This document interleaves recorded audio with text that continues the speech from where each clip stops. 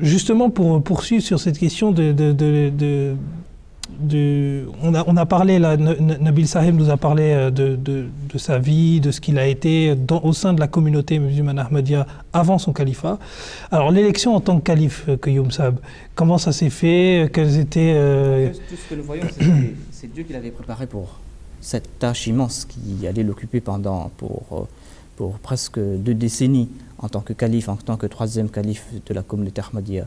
Il a succédé à qui? Il a succédé au Muslim Maoud, Hadrat Mirza Bashiruddin Mahmoud Ahmad, qui était le fils promis, qui était un des plus grands califes de la communauté Ahmadiyya, dans le sens que son califat a duré 52 ans.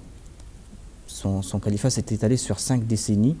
Il a accompli de grandes choses, il a fondé plusieurs choses, il a fondé les bases de la communauté Ahmadiyya. Et c'est à lui qu'il a succédé. Il était aussi son père, Mirza Bashiruddin Mahmoud Ahmad, le 2e calife, était aussi le père du 3e calife. Et le 2e calife, il est décédé à l'âge de 77 ans en 1965, c'était en novembre 1965, et peu de temps après, il y a eu ce collège électoral qui s'est réuni pour l'élection du 3e calife, et à l'unanimité, ils l'ont choisi comme 3e calife.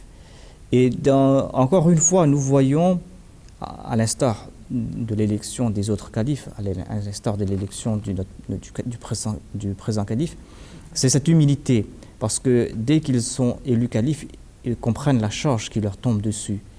Et dans son premier discours, le 3e calife, il a évoqué donc le fait qu'il s'est dit que moi je n'ai aucune connaissance, je suis incapable et je ne possède rien, je n'ai aucune capacité. Encore une fois, nous voyons son humilité et le fait qu'il a attiré l'attention sur la prière, de l'aider grâce à la prière. Voilà. Pour cette